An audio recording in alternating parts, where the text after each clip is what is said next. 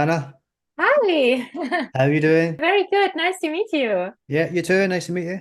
Great that it works today. I'm really, really happy. I would like to introduce myself to you, to introduce the podcast, and then I would love to hear more about you and about your work. And then the idea is that we just let the conversation flow naturally. You can ask me questions anytime. Yeah, We'll just let it flow. So yeah. Best way to do it. perfect. Well, so I'm Anna. I started Insanity, the podcast, 1 year ago because I always felt like I want to talk. I want to talk to interesting people and discuss interesting ideas. And Insanity, the idea of it is to create a safe space for people to talk about things that they probably sometimes wouldn't necessarily talk about because maybe they're afraid of judgment, maybe they have ideas, maybe they have interesting dreams, maybe there's something going on in their own world, and it looks like society doesn't really want to talk about it, but we are society, like each and every one of us, and sometimes we are afraid of judgment, although everyone is going through something. And I thought that a podcast that is called Insanity, with a double meaning, like insanity and insanity, you Hmm. can look at it both ways. So maybe sometimes the most sane things to do is to question things, to talk about what we really want to talk about, question our values and core beliefs, and see where it goes, so we can find back to ourselves. That's how Yeah, it started. that's hypnotherapy works a lot with that type of thing, over limiting beliefs and everything else. I stumbled across your channel, I think many months ago already. So I'm following you for quite some time already. Mm. And you're posting interesting stuff. Like, I love your memes. That's great. It's hilarious. And it's all with a spiritual context. Sometimes the things are fun, sometimes they are more serious. And I was very curious to learn more about you and your work, because then I saw that you are a therapist and a hypnosis therapist. And I've never talked to anyone like you. So I would like to change that today. Yeah, And yeah, maybe you can tell me something about your story.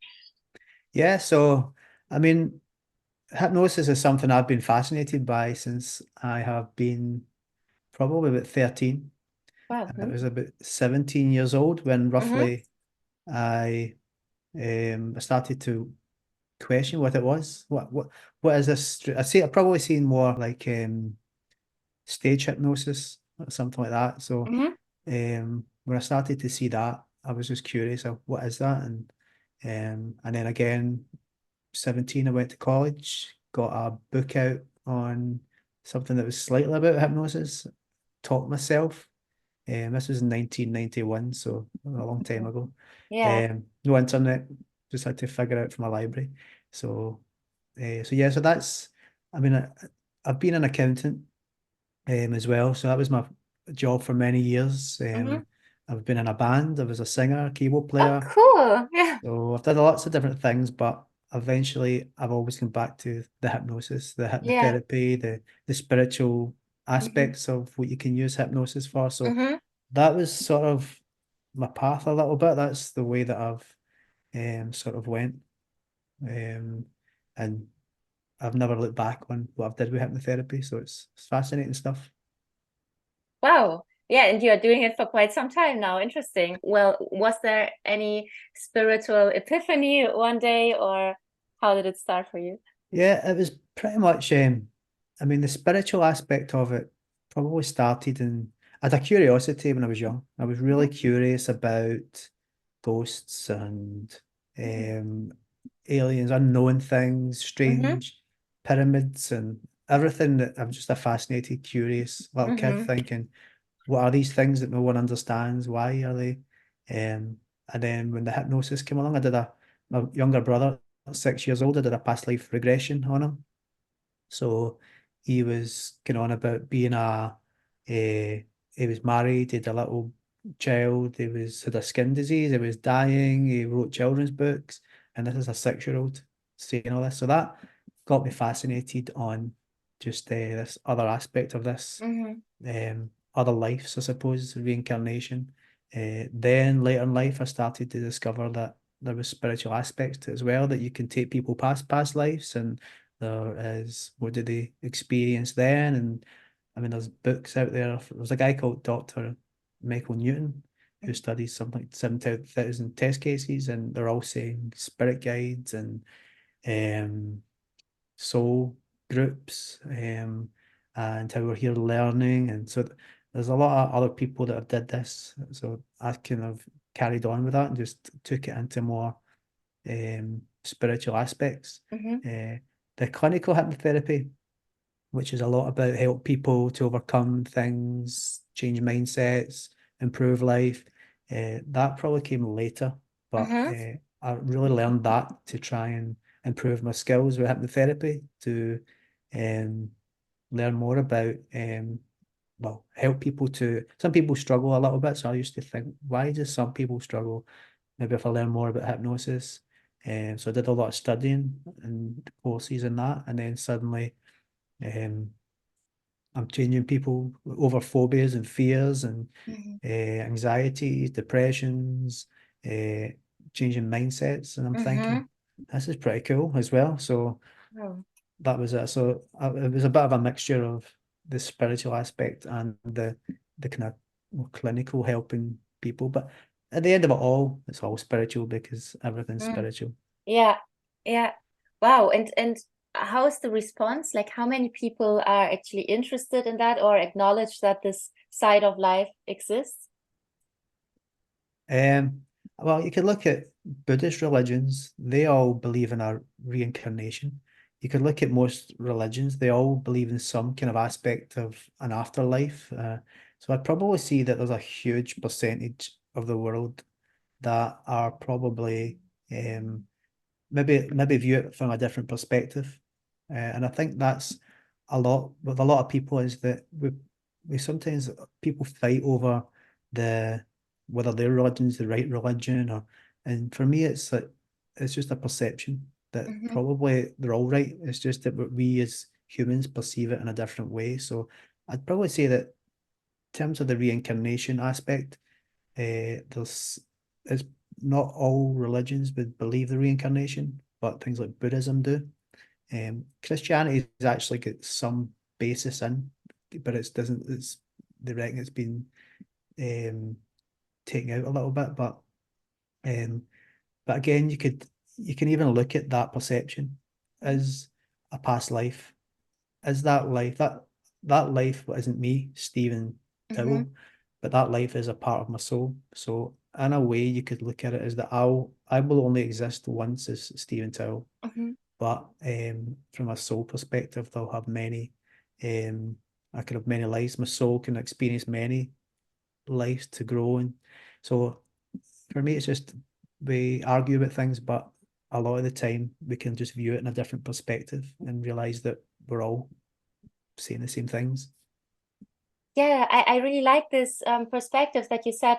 Um, we we are probably many things, or from a soul's perspective, we do have so many reincarnations and so many experiences. But you, as Stephen, you probably really exist only one time.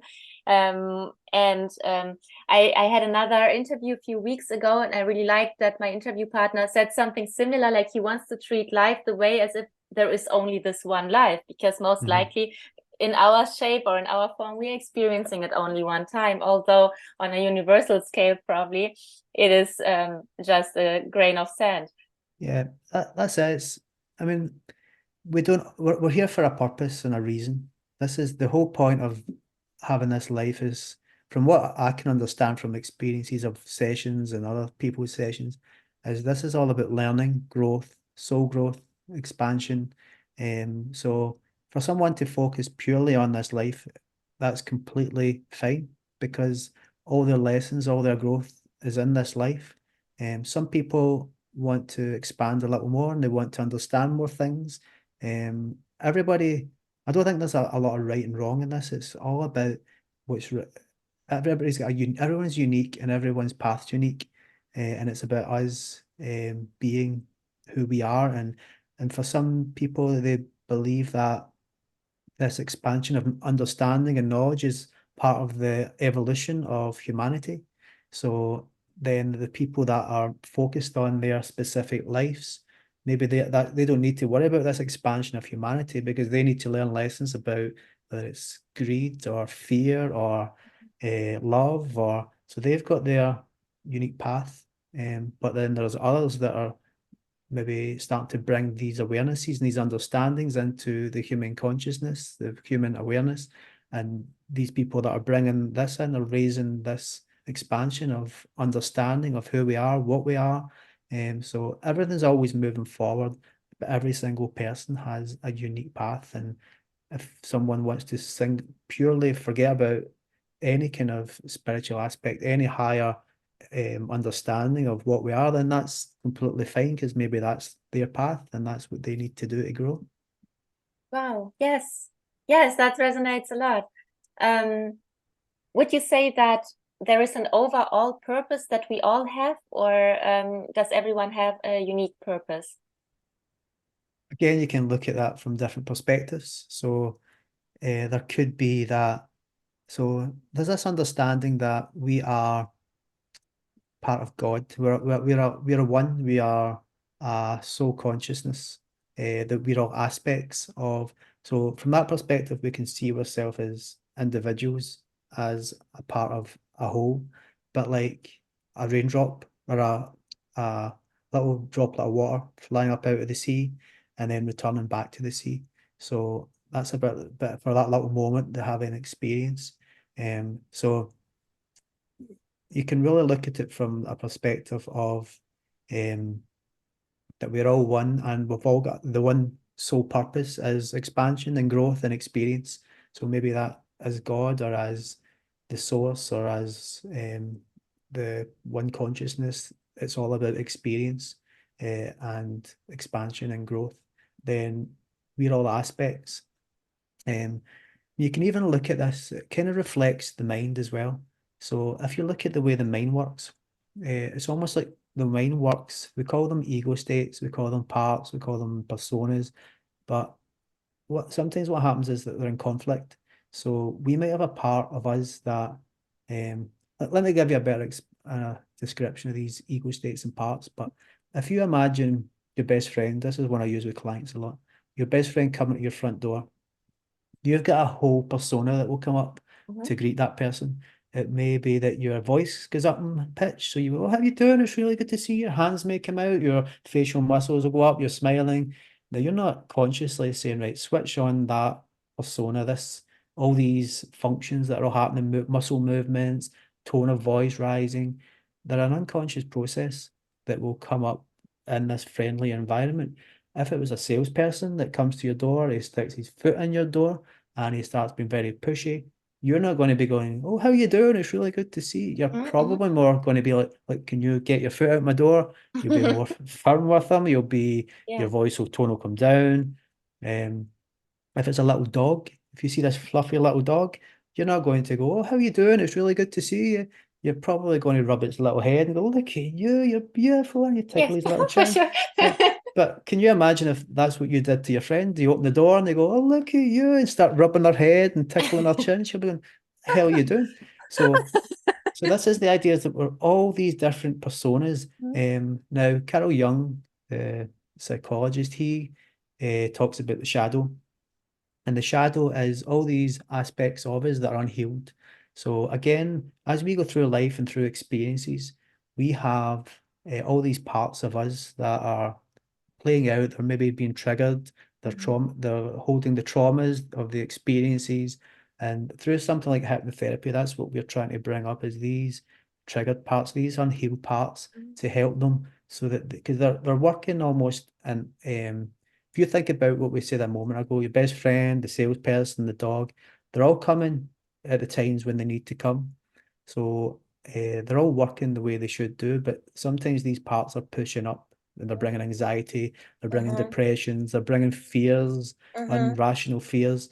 So if you think about that, that part then is in conflict with the other part of you, the logical part of your mind that's thinking, I shouldn't have this fear. This fear makes no sense. It could be social anxiety, and you're sitting among people and you're suddenly thinking, why is it that I feel anxious? Why can't I be in a group of people? But deep down, this might be a part that has been bullied at school, that believes that people will hurt it. It will. So the anxiety is almost a feeling communication to say, can you get out of this situation because I'm in danger and I may be hurt. I don't want to have my feelings hurt. So in a way, this part's given communication to of anxiety to try and protect it. But another part of your mind that's going, why am I feeling like this? This isn't natural. This isn't the proper way that I should be feeling. So as you're seeing all these parts of us, it's almost like us as a person or a soul or we're an accumulation of constructed personas and parts of us that are all playing out under different circumstances and coming to the forefront at the times when they're needed. And if you look at this again, this idea of God again is we are souls. We are all these individual souls that are all an accumulation to make up the God consciousness. So in a way, the mind is reflecting this kind of idea of God that so to go way back to your question, do we have purpose? Do we all have, so there, I guess there's both. We will probably have a group purpose, but we all have our own individual growth and our own path and our own purpose. So a very convoluted way, but given quite a big idea of potentially how we can look at, and again, it's another perception. It's another way to look at it. It makes sense and it reflects the construct of how I work a lot with hypnotherapy and trying to help the mind with these conflicting parts. That's super interesting. I've never looked at this whole field from the perspective that it's about bringing the shadow up. I didn't even think that it deals so much with the shadow actually. And I'm just asking myself, why is it that we push our shadows aside so much? And is there something that we could do in society to probably deal with it in a lighter way? I mean, it's when you think about it, so these shadow parts of us, these unhealed parts, they're a construct. However we want to look at it energetically, or we don't even know what the brain is and what the mind is, but it's some kind of construct or based on experiences. It's usually the mind's way of managing a situation. So like we said, the dog, the friend, the whatever it is, the professional version of you that goes to work and speaks differently and holds a more of a professional demeanor. But the shadow parts are just other constructs. They're other behaviors, beliefs. Like we said, it's a belief that I'm not good enough. It's a belief that people will hurt me. It's a belief that that spider's going to do something horrendous to me. So it's a lot of them are irrational. But when you say, what can we do in a lighter way to help it all? I suppose that's what hypnotherapy does. It's getting to these parts and helping it because it's a belief and it's a behavior. That's all it is. It's a belief that's probably out of date. So if we talked about the bullying, that's something that happened maybe when you were 12 or 13. But as you get older, things have changed and these, I guess it's probably worse at school. Usually bullying happens everywhere, even happens in work situations and all things, but it probably can be quite kind of bad at school for kids. And I guess what they've got is they've got this irrational belief. It's irrational now that anxiety, a belief that people may hurt you, so you bring this anxiety up. So it's simply trying to change the mind. This is what you're trying to do, get to these unconscious constructs, these parts of us, these shadow parts, and trying to change them, to change their perspective, change their belief, change their behaviors, and help them to heal almost, so that they then can be integrated back into the way that the mind works without pushing to the forefront and bringing extreme anxieties, extreme fears, extreme depression. So it's about trying to heal these parts from the unconscious perspective. It's almost like going into, it's a bit like a computer. I always think it's like you've got this screen and the screen shows you, that's your interface. So you can move a mouse about and the pointer moves about, you can click things, but underneath there's incredible things going on. There's like electrical impulses firing about through circuit boards and all this programming that's all behind it, that's running it all. Now I don't know how to do that. I don't know how that all works. I could never even think about building a laptop or a computer, but I can work it from the forefront, from the front. I can using the interface. And this is a bit like the mind is that the mind, even the brain is this a mass of neural pathways and neurons, and every time we I guess experience something different, our mind is going looking for associations. It's looking for experience of the past and how it will deal with this new experience. And this is where neural pathways are, neurons are lighting up, neural pathways are connecting. Now, again, I don't know how that does that. This is a bit like the computer circuit boards and the electrical impulses. Just in the way there's electrical impulses firing through the brain. But I guess something like hypnotherapy is the interface. It's the way of letting the mind help itself by utilizing all this technology that's there. So I guess to kind of help this shadow stuff is it's there. It's use the mind. This is what hypnosis is. It's focusing. All hypnosis is focusing the mind, focusing it from its external experiences into more internal experiences, and helping it to resolve these ineffective beliefs, these old programs that have been developed and constructed through life and through experiences. Okay, wow. And how does it work? Like, how can I imagine what happens there when you have a patient sitting there? How are you working with the people? So, I mean, this is, I guess what you do is, like we said, you want to help them to focus. That's what hypnosis is. So you can use lots of little techniques to Mm-hmm. get hypnosis. I could read you a book. I remember one of the first things I ever read, it said you could read a newspaper or read a book for 10 minutes and you're going to get hypnosis. Now, all hypnosis is it's a focusing.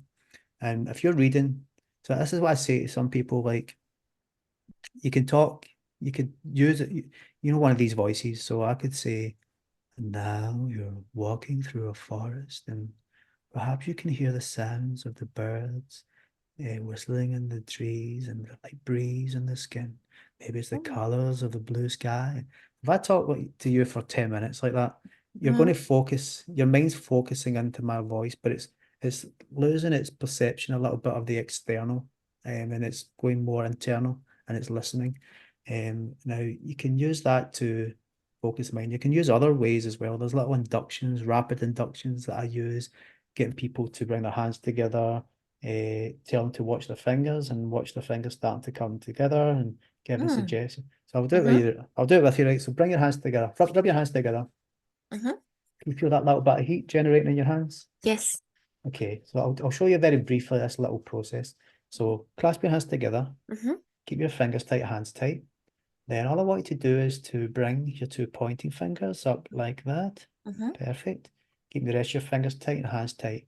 Now what I want you to do is I want you to focus on your fingers. So keep your eyes focused on both of those fingers. And I want you to bring your pointing fingers apart by about 1 inch, maybe 2 centimeters, yeah. And focusing on the center. But I want you to imagine with your powerful imagination, imagine there's two powerful magnets on either side of those fingers, and imagine that the magnets are starting to pull the fingers closer together. So keep Wow. watching, keep focusing, and there they're going. And as they're getting closer and closer, just imagine that hypnosis starting to flow down through the fingers. Imagine like a wave of relaxation going down through the arms. And imagine that hypnosis as you try to keep focusing. You may notice sensation in the eyes, maybe like a heaviness, maybe like a little bit of blinking as the hypnosis comes down over the forehead and down into the eyelids and all the tiny little muscles of the eyelids. Your eyes are getting heavier. We'll stop you there. We'll not take any further. So, Wow. so That's there's a little demonstration of just what we're doing there is we're technically but bringing focus. We're bringing focus. So you'll go through little processes of asking things like, are you comfortable? So you're wanting yes sets, getting people saying yes, they're in compliance. You want to get compliance, so bring your hands together, rub your hands together. These are all, what I'm doing is I'm saying things for you to do, and it's getting you to accept suggestions.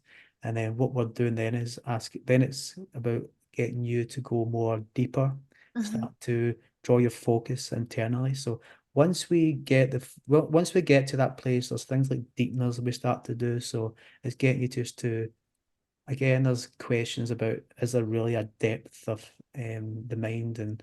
But what we're trying to do is just getting you to keep focusing, getting you to let go almost, and allowing the mind and the imagination to start to, I guess, well, imagination is what I use. That's where the power is. That's where imagination is, where musicians, artists, where um, inventors create solutions to problems.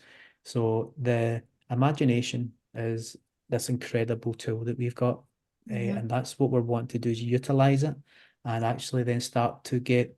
You can use imagination to bring these parts of us forward. So that's one way to work. Another way is direct suggestion of trying to just change a belief or change a. So there's lots and lots of ways of doing this type of work with hypnosis. That was what I'm showing you there, is just one way of working, and this parts way is one way of working, but there's so many other ways of getting change to happen in the mind. Wow. Well, I just thought, well, I've really experienced it heavily Yeah. right now. That was crazy. I was never part of a hypnosis therapy. I Yeah. never did something like it. But it was interesting that even before you said that my fingers are like magnets, I was already feeling the pull. Hmm. That's so interesting. Why Yeah. is that? Why did I know it? I'll tell you the secret. Mhm. Um, okay. So what you're doing with hypnosis is, like we say, we're trying to get compliance, but we're also want to get belief as well. So this is just one of a million inductions you could use. Mhm. There's actually, you can put your hands out straight and start to give the suggestion that they're going to get closer and closer. But the good thing about this one is you're wanting that belief to start. So some people may be thinking, that's not going to work on me. It's this is a lot of rubbish, blah blah blah. Mhm. But what you're getting with this is there's a nat. So bring your hands together again Mhm. and bring your fingers apart. Now, physiologically, your fingers are wanting to close in anyway. So Yeah. what you're doing is you're getting a belief to start to build. So Mhm. that's kind of part of this induction. So that will happen, but then you'll see the person, you kind of noticing this. But then what's following that, so that's getting you to buy in. So that's a natural way of that's going to happen anyway, right? If I see someone pulling their fingers apart, that's a resistance. Yes. So there's maybe a fear. They're going, oh, I don't like this. I don't want to do this. So then I can work with that to try and help them, because all the resistance is going to do is to prevent them from getting some desired outcome of why they've done the hypnotherapy. So you want to work, it shows me that. But then what you notice there is I've started to give you then suggestion, and I've said that the hypnosis is coming over and down into your eyelids, and then you started to notice your eyelids were starting to Mhm. Mhm. blink. So there, that's just showing that the mind is starting to buy in now to this process that's happening. And then the more that we do that, what we're doing is we're then letting the mind let go, and this is where we can start to focus the mind and start to work on whether it's shadow parts, whether it's focusing in on past life regression, whether it's spiritual. If you think of channelers, people that are Yeah. channeling, in some way, that's what they're doing. They're going internally and they're connecting, and that's the mind is this incredible thing, and what we're doing there is we're helping the mind focus so that it can connect in some ways. I actually had a friend who was a medium, Mhm. and I remember we done a charity. He done a charity thing for my brother, and at the start of it, he said, right, okay, I'm about to go out, so I just need to get myself focused. And he started to just do this. And so I'm watching him, I'm going, that's hypnosis. He's sitting there, he's getting himself focused. And it's a bit like a meditation or something, but Yeah. it's getting the mind to connect. This is what it Mhm. is, focusing the mind. And when we focus the mind, we can do many things. That's awesome. Can I do something to increase this ability, or yeah, to learn this way of focusing myself? Yeah, self-hypnosis, or you could go on, there's probably about a billion you might find that they won't call them hypnosis on places like YouTube. Some places in America, some states, they've got laws on hypnosis. So what people usually do is call them meditations.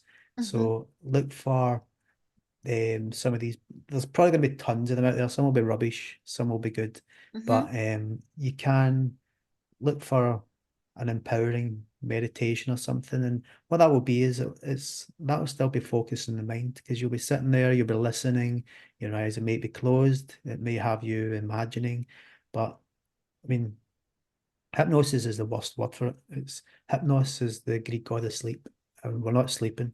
Even if you think about stage hypnosis, Mm-hmm. there's nobody on that stage sleeping. They're running about doing stupid things, and they can say sleep and their head will come down. That's a suggestion. That's all it is. It's they became more susceptible to suggestion. But it's not sleep. It's a way of, again, focusing the mind. In fact, there's a really good book that's out there. It's sort of based in NLP. I don't know if you neuro-linguistic programming, which and also sort of hypnosis. Mm-hmm. And uh well, the thing's called the book's called Monsters and Magical Sticks. Mm-hmm. And the reason it's called that, it sounds a bit woo-woo, but the reason it's called Monsters and Magical Sticks is it's because he talks about his son, and his son has got a fear of monsters. He's Mm-hmm. got a, so he goes to his bed at night and he's scared. He thinks there's a, can't remember if it's a monster in his wardrobe or a monster under the bed.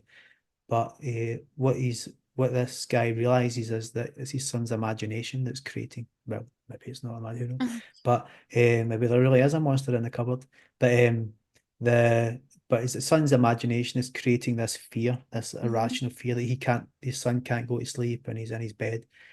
So what he does is he says, "Here's a magical stick, and if you hold that magical stick, there's no monsters can hurt you." So, Ah. so Mm-hmm. what he's done is he's utilized the little boy's imagination to counteract this other, and if it's as part of his imagination that's causing him to be unable to sleep or to go to his bed. So that's why the book's called Monsters and Magical Sticks.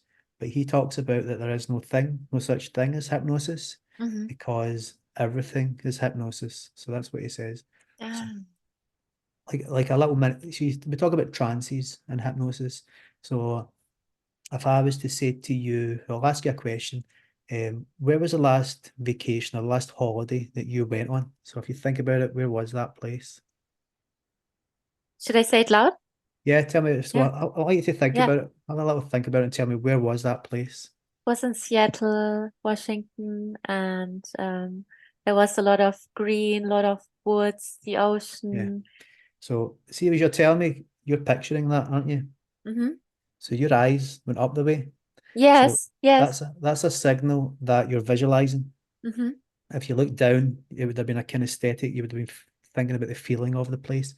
But so you're picturing in your mind at the moment that place, because your IQs were showing that you were visualizing. So you've went into your mind to recreate that.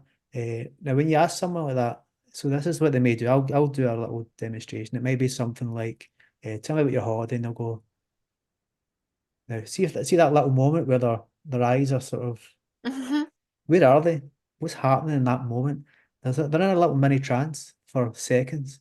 And then they'll come back and look at you and say, "Oh, we went to Seattle and it was Washington." And they'll then start speaking. But for those little seconds, where are they? And this is happening all the time.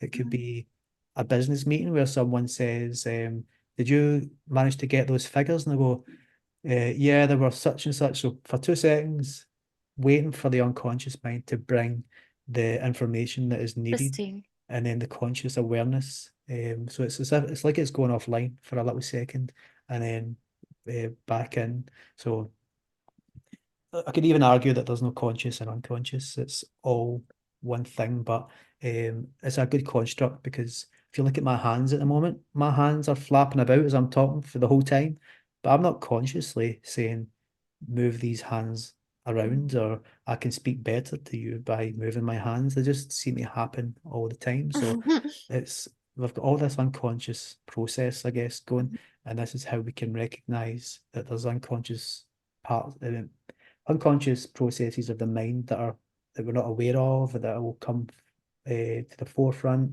when we need it. So it's a recognition that there's a lot more going on in our mind than what we're aware of, and this is what we're doing with hypnosis: is focusing to help heal, to change beliefs, perceptions, beliefs. That's really mind-blowing, because for me, well, I'm doing a lot of meditations or meditation work, and when people ask me to describe what meditation is, I would always say a game of focus. No matter what focus, so you kind of choose it for yourself. Usually, for me, it would be the present. So whatever is in the present, to focus on that one and to go deeply into it. And as I understand, but maybe I'm wrong, it is kind of the same thing, like meditation, hypnosis, and maybe yoga nidra. I used to do that as well, when you have this Yeah. guided kind of meditation and your body falls asleep, but you're still kind of conscious. Yeah. Again, this is where we call it hypnosis, but and there is everything's hypnosis, but this is what we're doing is we are focusing in the mind. Mm-hmm. What with hypnosis, there's probably a slight difference in that if there's someone facilitating that hypnosis, they may be offering suggestion to the mind. They're Yeah. Mm-hmm. facilitating it in some way. So I guess this is where, I mean, some hypnotherapists will say that they're trying to get a, a suggestion or a new belief through, Mm-hmm. well, to kind of give someone a new belief through a suggestion. And again, that's happening all the time anyway. If you think about, well, here's an example. So if you think about, if I could speak to you and change your mind, that's what we're technically trying to do with something like hypnotherapy.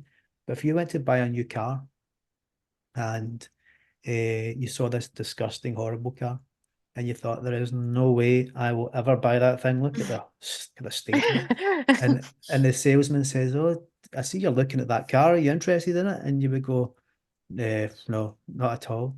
She said, "Oh, well, that car's the most reliable car on the road. It was voted 2023's most reliable car. The technology in it is phenomenal. This thing is incredible. It just almost drives itself. And believe it or not, so you're in Germany, so we'll use euros, but it's actually 5,000 euros cheaper than any of these other cars." And you're suddenly going, "Well, do you know what? I was really looking for something reliable and something that was that never breaks down, and technology. I mean that's, I think, and suddenly you now want this car, and all Mm-hmm. that's happened is you've had a belief that that car's horrible, and then this guy's come along, offered you some new information, and now your mind has changed to a, Interesting. a completely different belief. And this is what we're doing with hypnosis: is when someone's got conflicting, well, not conflicting, but beliefs that are ineffective, that they're causing them mental health issues. Mm-hmm. What we're doing is we're trying to get to these beliefs and change them because they're ineffective, and it's by offering you information. But that information can also come from their own mind. So if you think about the mind, the mind knows what that problem is. The mind is creating that problem. The mind has got that belief of why it creates that behavior or that problem. But the mind knows how you want to be, and the mind knows how you want to feel and how you should believe, how it should believe. So in a strange way, everything is there. The all the problem behaviors, the experiences that's happened, that the mind knows where it came from, even if you consciously don't remember, it still knows that the mind, it's there in the mind.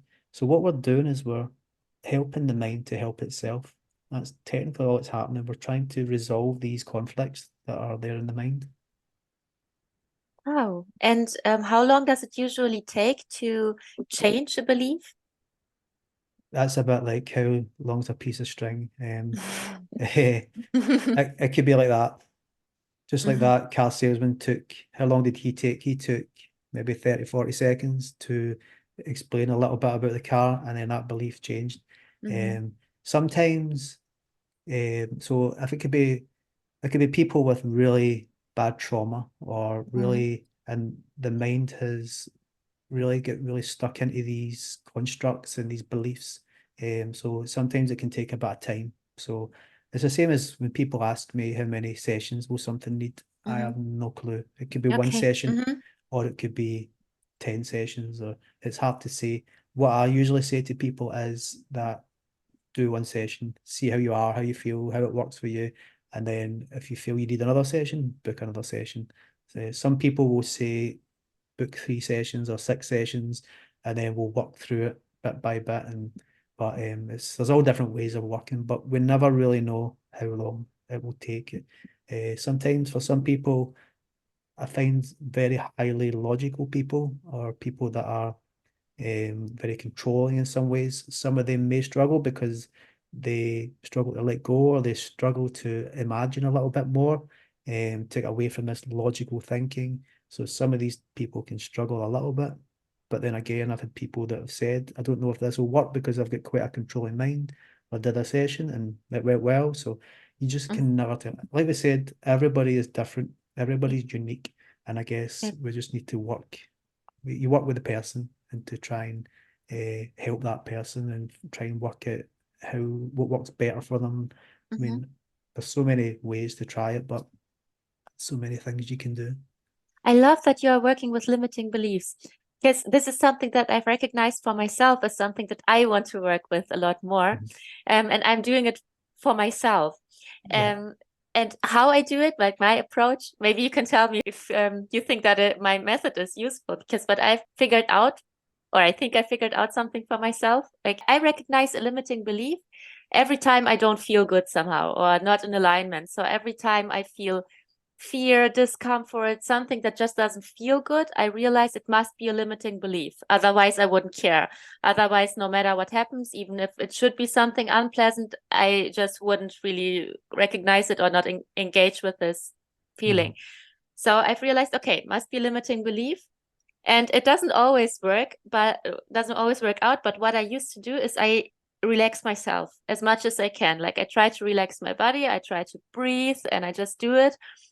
And sometimes I got so far that I just fell asleep while I should be upset. So I should be super upset, but I relax myself so deeply that I just fall asleep. And the crazy things that happened to me was that when I woke up, the situation kind of solved itself. And I thought, how is this possible? Like I didn't do Mhm. anything for it. So is there some magic going on, or what is this? Um, so uh, I guess what your question is it a good way to work and is it useful? 100% because it works for you.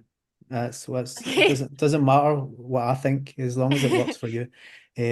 But and like I said, there's so many different ways of working, and sometimes you've Mhm. got to find the ways.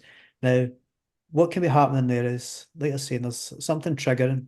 So whether it's a limiting belief. So again, it's you could go into 101 different possibilities here, whether it was something like social anxiety, whether it's I'm not good enough.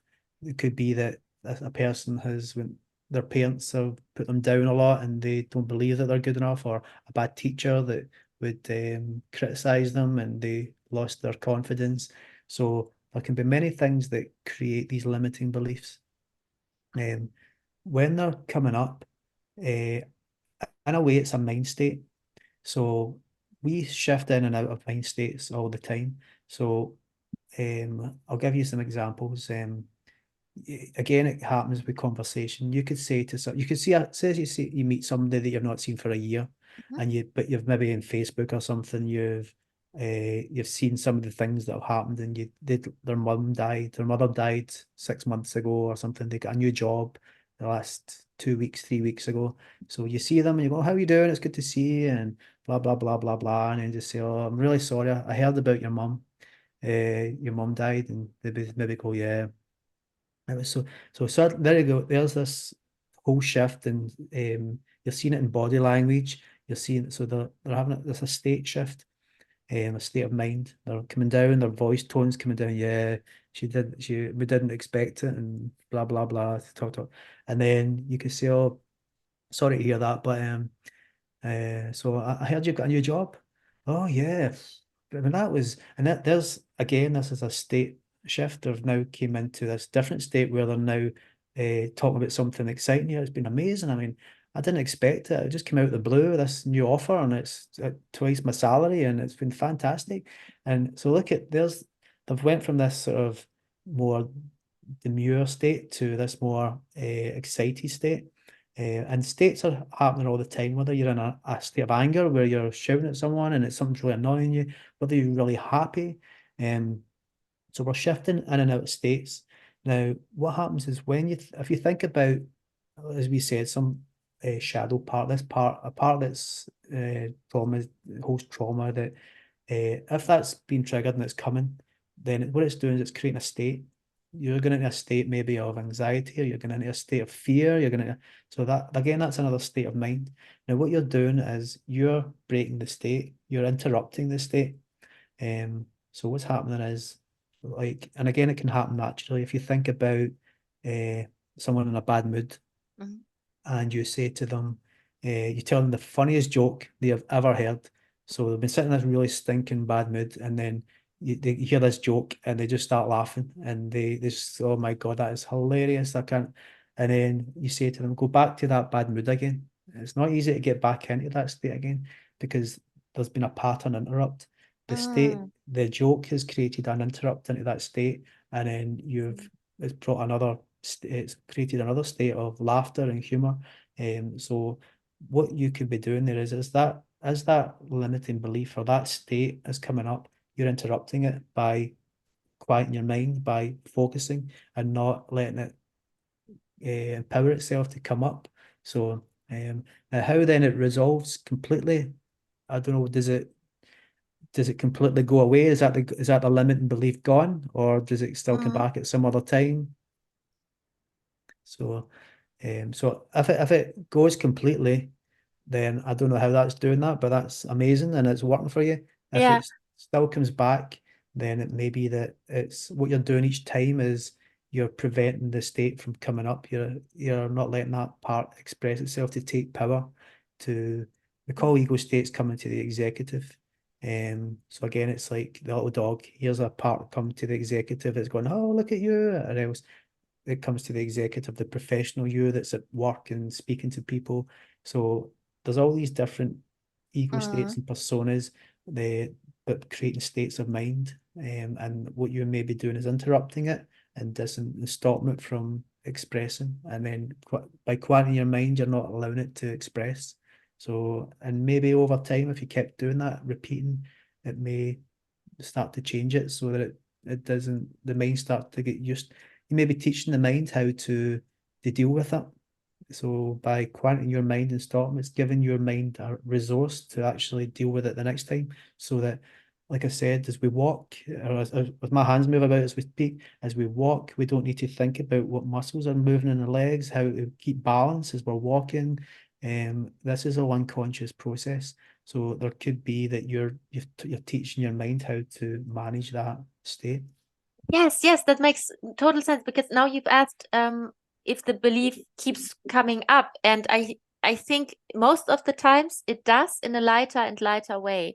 So Mhm. so I still get triggered if it happens once, but it's not that much anymore. And at some point I forget about that it ever triggered me, and then Yeah. I'm again with I find myself in a similar situation, and I think, shouldn't I be worrying about something? No. And then it But kind of left. Yeah. that's it. And it's what's happening is that each time you're doing it, like you're saying, you're maybe disempowering it. You're teaching the mind how to manage it. And Mhm. like anything, repetition is a really good way to learn something. Like riding a bike, you probably fell off it 100 times, but then you start to get good at it. You're a little shaky, and then before you know it, you don't even need to think about riding the bike. You just same with driving a car, pressing pedals, changing gears, turning wheels. Yeah. It's all unconscious process that's now almost it's developed and finely tuned to the point where you don't need to think about it. I mean, I can remember learning to drive, and I remember, okay, you're sitting there, you're intently Yeah. looking, and the driving instructor will say, okay, put it into gear now, and you're going, right, okay, and you're changing gear, you're pressing the pedal for the clutch, and then you're trying to then lift the accelerator, and you're so concentrating. And I can remember coming home with headaches, pressure headaches, just by, oh my God, 1 hour just sitting. I was so tired just for the first few sessions. But now I can jump my car. I don't even need to think. I'll turn the wheel, change the gear, drive Yeah. away. It's became repetition has started to develop the coping ways to cope, or how to manage, how to deal with things. And maybe this is what you're doing is over time you're using this way of kind of disempowering it, or showing the mind how to let it go, or to stop it from coming all the way up and starting to affect your behaviors, your beliefs, the way that you're doing things. Yeah, yeah, I've heard something about cognitive diffusion once. Um, and as I understand it, is that you teach your own mind that the mind is not you. So you kind Mm. of distinguish between the mind, the thinking, and yourself. And each time that I have thoughts that I don't like, or at least every time that I remember to do that, I will say it's a thought. It's not necessarily my thought, and I'm not the Yeah, thought for real. And that's it. Changing a belief. That's what you're doing. yeah, yeah. But what I didn't completely figure out yet is how to establish a new belief. Like, how do you do that? Because I'm in the stage where I kind of delete all the things that I don't need anymore, like deprogram. Yeah. But how do you install a new program? Um, Again, it's probably there's for me, it's quite simple. I'll get the mind to recognize the new beliefs. You've got to be able to buy into a belief. Hmm. Like we said, if that salesperson tries to sell you that car and it's saying it's the most reliable car, now we've bought into that there. We want to buy that 100%. But then you could go, wait a minute, do I trust this guy? And then you may go and so some people will just completely trust them and buy, whereas some people might be a wee bit more skeptical. So for a belief to take hold, it has to basically get past this kind of critical part of the mind as well. Um, so it's so really to install beliefs, that can again it can be people use affirmations. Hmm. I mean the way I do it with hypnosis is it's to let the mind almost that the mind knows what the correct belief would be. So if it's people will hurt me, then that's the new belief is that that's safe and that it's okay for it to be in among these people. Hmm. But this is you're leaving that to the mind to actually tell this part that's stuck in its old belief. So for me, I'm working more less cognitively and more unconsciously Hmm. to try and get the change to happen in a session. But to do it yourself, I would say again the repetition, Vision. affirmations, and it works. It works for some people. There's some people that could sit and say, "I am a confident, strong person. I'm a confident, strong person," and 3 months later, after saying that, they still feel the same way. Whereas there's some people it works for.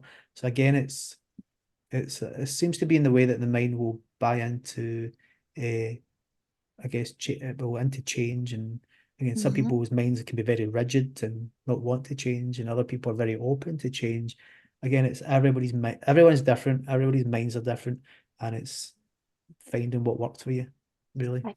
And part of your job is not just deprogramming these beliefs, it's also installing new ones, the ones that people would prefer, right? Yeah, in a way. So I suppose, I guess, once you're changing a belief, I guess there's got to be some new belief, Hmm. that goes in its place. I mean, it's really a lot of the time I don't need to always put a new belief in. It's just that it needs the belief. Is it a new belief? It's getting a new perspective of it, and Mm-hmm. the belief will change. So I don't really mind what that new belief will be as long as it's not spiders are going to kill me or I'm going to I don't know walk across a bridge or something, and that I'm in danger as I walk across that bridge or the heights that I could fall. So it's about the limiting belief and helping a new perspective of it, changing it to. I guess the new belief is just the change, I suppose, that I'm safe or it's not a concern anymore.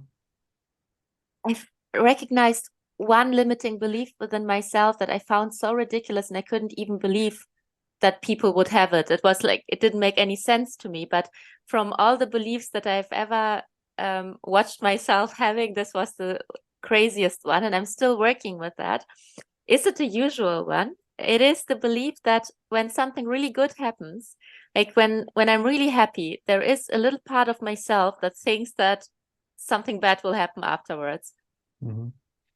Yeah, and again, this is what when we talk about the way all this comes about, it's through the experiences of the past.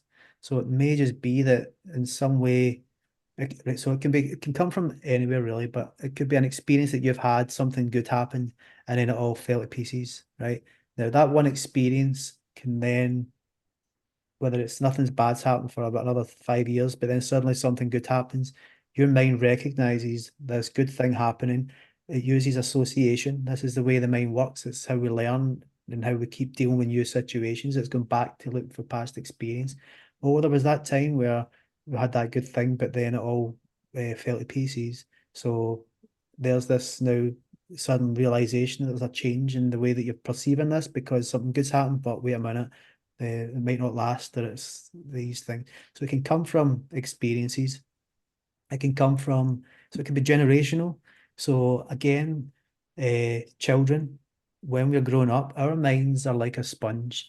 From the ages of 2 to 7 or something, we're in this pre-construct stage where our minds are learning to adapt into the environment. So it's needs to survive. If we went back probably 1,000, 2,000 years, um, we may have been in dangerous situations where we could be at risk from hunted from animals or something. So we have to learn very fast. So the mind is in this really hyper state of learning between this period.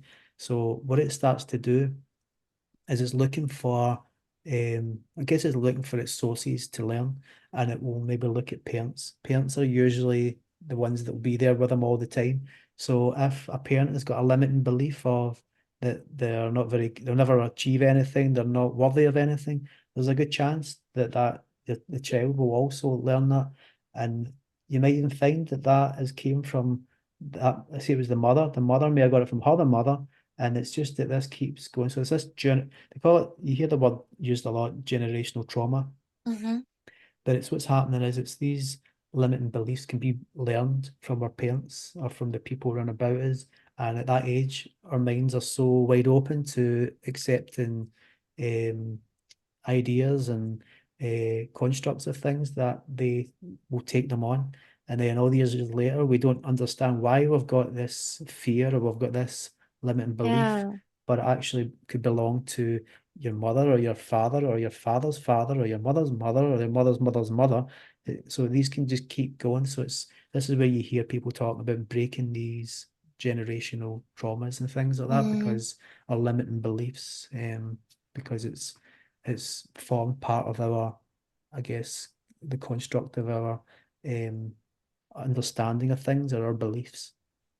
Interesting. And do you think that we sometimes are already born with these kind of beliefs that you can transfer fears onto children? Um, okay, so I don't think, right, so here, this is where it can get interesting because I could talk about past life regression and Mm-hmm. stuff like that. So when we are born, there's this, I'm sure it's something like there's only supposed to be a couple of fears that we're born with. One is it loud noises? Mm. And I think the other one, I can't remember what the second one is. It maybe some like, I think fear of so, falling, was it yeah, that? it Heights? is, it's Yeah. heights, falling, yeah. Yeah. So that's the two fears that we're apparently born with. Guess survival. Then you can start looking at, you can look at animals and stuff in the way that they are kind of, it's like they know how to do things. They know how to fly to a specific place where when they migrate, or so it could be in some way in our consciousness. There's there's certain programming in there that is a default maybe in some way through Mm-hmm. our DNA or something like that. But so it's possible. Um, but a lot of what we take on is through our experiences. Mm-hmm. Now, there is some people with irrational fears or things in past life regression. You could ask them, go back to that first time you ever experienced that, and suddenly they're talking about 200 years ago, they're in some medieval place and they were, I don't know, it was a witch that was burned at the stake or something, and this is why they can't speak out now. They can't talk about the things that they do because they're, and Oh. this is just bizarre as it is. This is what people will just come out as random past life Mm-hmm. experiences. So for me, then that shows that this stuff isn't maybe in the mind, but in some kind of consciousness of awareness. And I think what happens maybe is that through this life, there may be some things that happen that create that association. The mind somehow hooks onto that, and then it triggers this, and then suddenly here's irrational fears starting to develop into our awareness of who we are now. So I'm completely, there's no, I've got no way of saying this is exact, but I'm giving you my understandings and perceptions and what happens with people and things like that. So it's just, like I said, I've always been curious, and this stuff fascinates me. How it works, how it happens, I don't know, but it happens. It's the phenomena of past life regression. It's a strange one. Why people can recall completely different lives. Um, I mean, it makes sense to me now because I've got more of an understanding of that. Like we says, we are these souls that are experiencing different lives, and each life has got maybe one life maybe about dealing with an angry partner and how you have to overcome maybe maybe you're very quiet and don't stand up for yourself, and through this angry partner, this is your opportunity to stand up for yourself and not allow someone else to dominate you in some way. Or it might be that you have to someone that's going through a difficult time, and this life is about loving them and giving them unconditional support. Whereas another life you maybe was very selfish, and so there's never a right or a wrong what can happen in life. I think we've all got unique experiences, and each of us have got something to learn from those experiences and to help us to grow from those experiences, to empower us to get stronger. And did you ever pick up something from a past life? Well, this is a funny thing. I've did this since I've been 17. I'm 49 now, so this is over 30 years I've been doing this. I've only did a small number of these sessions for myself. I've always been the one. I never knew anybody for years and years that did anything like this, but I guess as the maybe in the last 10 years or something, I get maybe more aware of people online, and the internet get better. I did go for a session maybe 5 or 6 years ago, and the experience I had was that I was a little girl. I was suddenly this little girl in a forest, and I was fascinated by little creatures on the ground. I was sitting watching these little beetles and little things go crawling about the ground. And then I noticed the trees and the sounds of the water going by, and just been fascinated by nature. And that was something that I realized that was part of there was more stuff to it. It was like my mother was unhappy. My father was always away, and then I think eventually I grew up and I married someone, and my husband was always away. So it's really weird how suddenly I'm a woman in this other life. This is another bizarre thing that you don't need to be the same sex, gender. So it was so the nature thing was, and my Instagram posts quite a lot sometimes talk about this, is the importance of nature. For me, nature is so I guess we live very artificially in this world, and I guess we're very our food can be artificial, or even living in cities where it's all concrete and there's no what nature does is it's a reminder, I think, of creation, of this is the natural way, the natural creator of everything, of which we are part of all creation. So I think nature is the reminder of what we truly are. And that's why we always maybe find peace in it, why people can go there when they suffer with stress and depression, that suddenly being in nature sort of calms them down a little bit. So that was what that session, for some reason, usually there's a purpose of past life, why you're being shown a specific life. And for me, it was about the remember nature, because it's so important to remember what we are. It's the natural design of life, and that we are part of that nature. We are nature.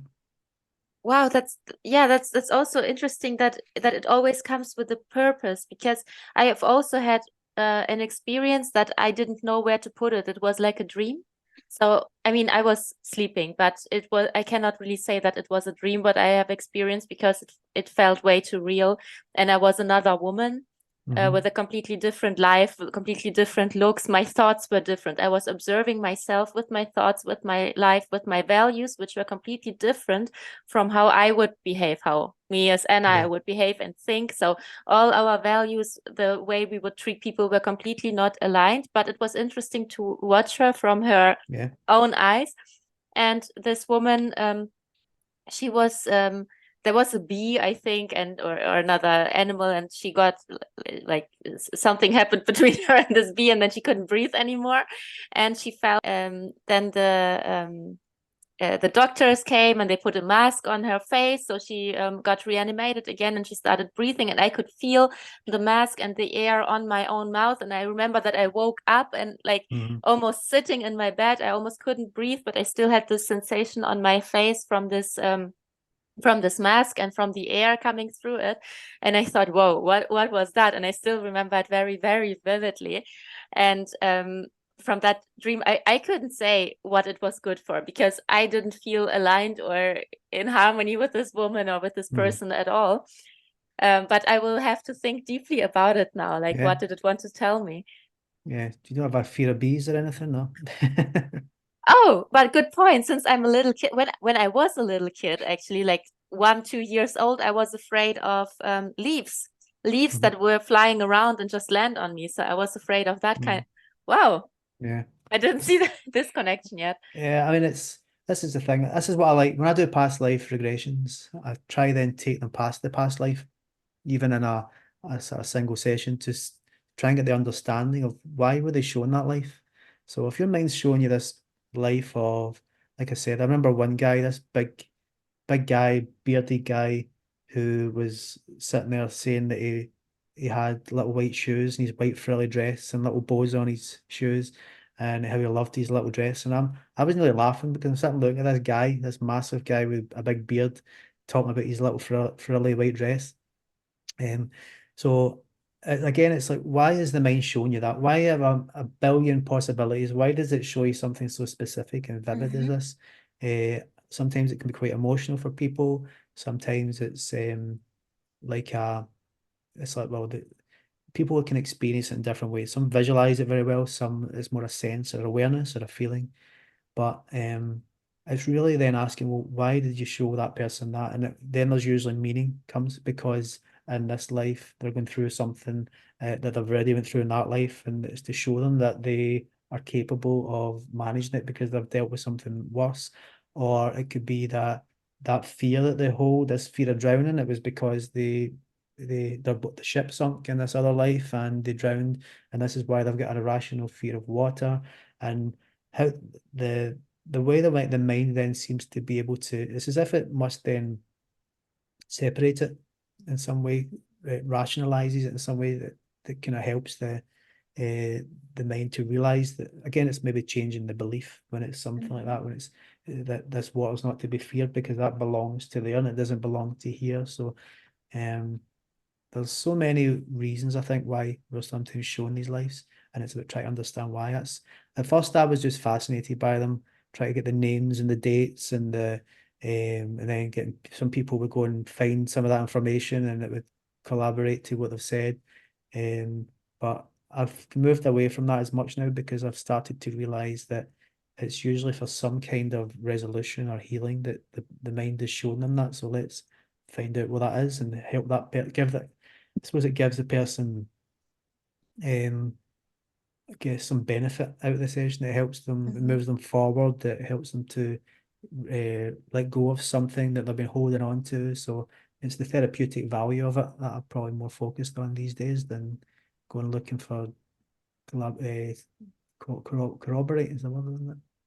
Is there anything specific that people can do if they want to reconnect with the past life, or if they want to get a glimpse? Like, can you just ask for it, or is there any technique?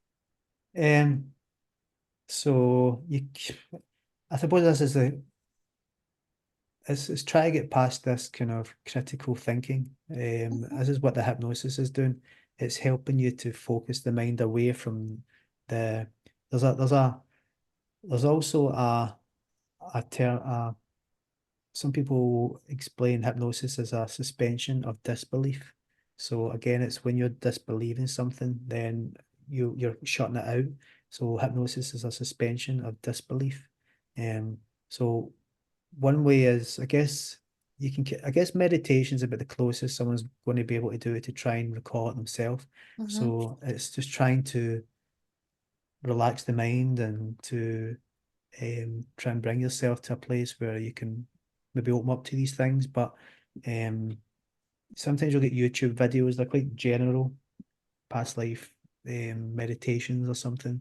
But again, these can help. But again, it's usually good when you've got someone facilitating it, someone that's there doing it with you to help guide you, to help if you get struggle a little bit to use. If they're quite good at what they're doing, then they can help you with different ways. If their critical mind's too much in the way, you can try and help them. So it's cool. best way is probably go and see someone that does the hypnotherapist or that does past life regression. That would be my recommendation. But there is ways to try and do it yourself. How can people reach you and work with you? If they want to book a one-on-one, do you only work or do you work digitally as well, like online? Or? Yeah, all my sessions now are Zoom. So you can book me through. So Instagram, I've actually on this, see the little on your bio page, there's little stories. I've got a story called Book, and if you click on it, it's got a link to my scheduler that will let you actually book sessions in. And my website, I took the scheduler off my website because I was getting tons of people booking sessions, and I decided to take it away from the website. But it's still on the website, but just not accessible through the. But if you go to my website and contact me, just send me an inquiry. I can send a booking link. But there is Instagram's got the only place I think where it's got a direct link to my scheduler that you can book sessions. Perfect. Okay, so when people watch it now, they can just go in your bio, they can book a session directly on social media. Yeah. And I said, or DM me if you awesome. want to ask me a question about it first, but happy to answer Awesome. messages. But yeah, my website is just www.stephen with a PH Towill, TOWILL.com, and my Instagram page is Stephen Towill _Towill. No, Stephen Towill _ hypnotherapy. Awesome. Yeah, I will also link it in the captures everywhere, so people will definitely find you. Thank you very much for telling me about your story and about your job. And I think this is so inspiring, and I've learned a lot today. Like there are definitely things that I will apply for myself and that I will try and that I have gained a better understanding about now already. Yeah, there's so much to it. I could talk for hours on this stuff. There's even so much more, but it's a fascinating subject. As I've made it my job. Yeah, beautiful. Like, thank you so much. All right, excellent. Okay, well, it's been really nice to speak with you, Anna. Thank you very much. Really, I've learned so much, and yeah, really, really great interview. Thank you so much for your time. No worries. Okay, well, have a nice night. Enjoy You it. too. You too. Bye-bye. Bye-bye. Bye.